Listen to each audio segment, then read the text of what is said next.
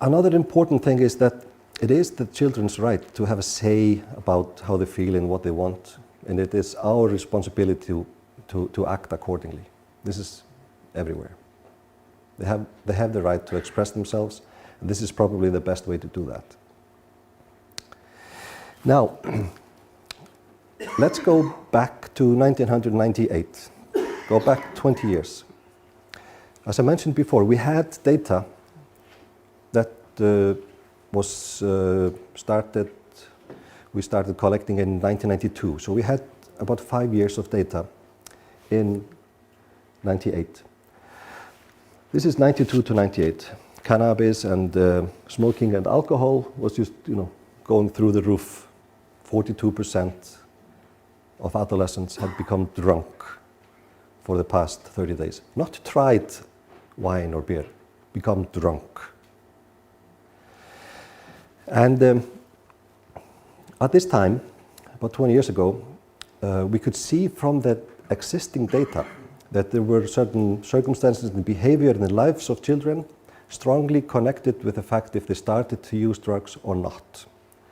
So at that time, we called it the risk preventive factor or protective, and have done so ever since.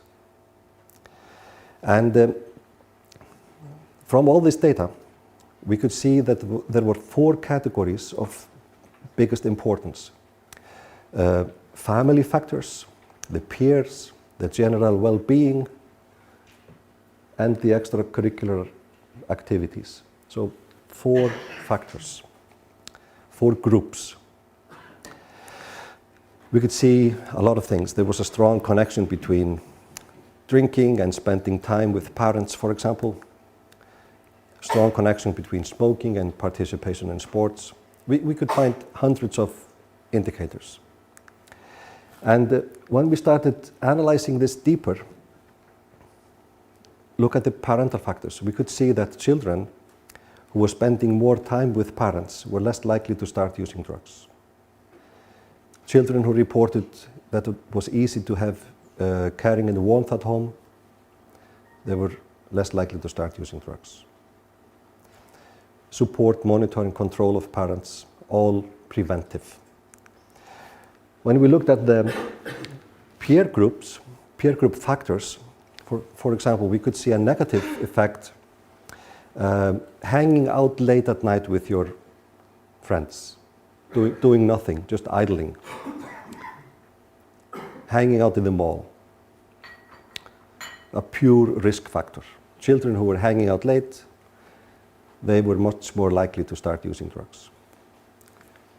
And the general well-being goes without saying that the better our children are feeling wherever they are, the less likely they are to start using drugs. And the 4th category was extracurricular activities. And we could see that organized activities 3, 4, 5 times a week was a preventive factor. Whereas unorganized activities, just hanging out on a skateboard or something, was a risk factor. And another thing that we could see was that the organized activities, they had to be of a very high quality in order to be preventive. The trainers had to be professionals, not just anyone. It's a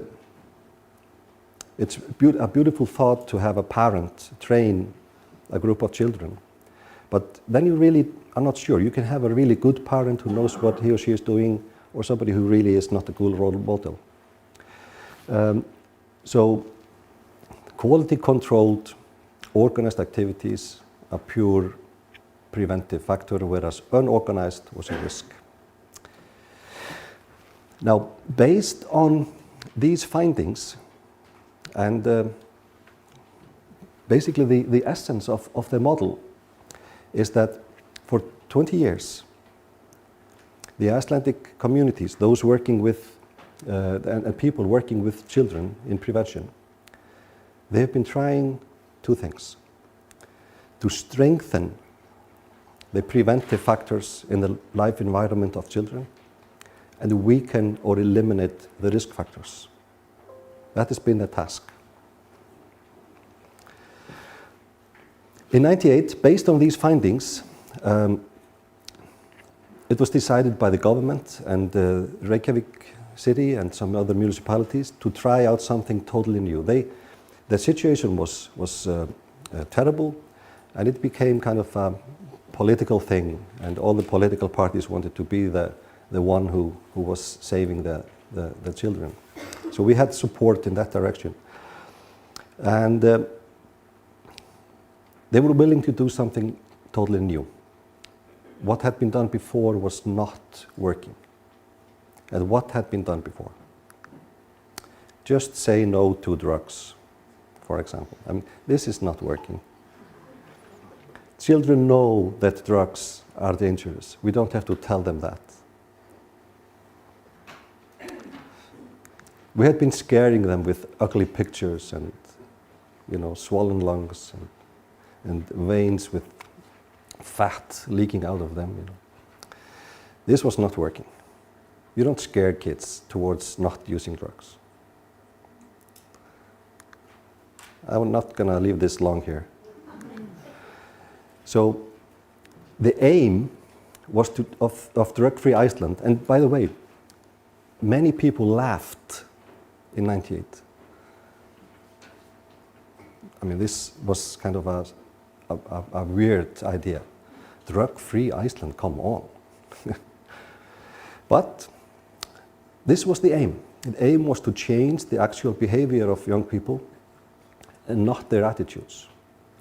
Change the lifestyle environment, as I mentioned, strengthen the preventive factors and weaken the risk factors. And the government put money in this for 5 years, until 2003. After that, the municipalities started seeing a positive change in drug use, lesser drug use, and the municipalities took over in a way. And they wanted to continue this work, and they have done so ever since.